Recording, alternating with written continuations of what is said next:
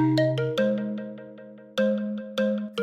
what's up, Skillshare? My name is John Bromett. I'm a graphic designer in Illustrator, and in this class, we're going to be talking about symmetrical illustration. So the idea behind symmetry is it is in many beautiful things. It's in human faces, it's in animal faces, it's in trees, it's in all kinds of different objects and things around us, whether man-made or not. Symmetry is something that's really important and is just really nice on the eye to see something. If it's on this side, it's also on this side. Of course, there's many asymmetrical things that are also amazing.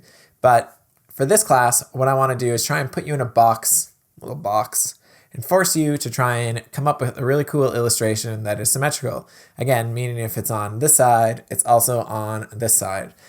And that's also called mirroring. And I think the idea is that it's going to force you to try and be creative within a certain confinement.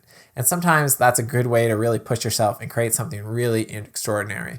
So the class project is pretty obvious. It's going to be for you to create your own symmetrical illustration or to copy mine and make sure that you are learning along with me and that you're practicing all the different things that I've actually shown.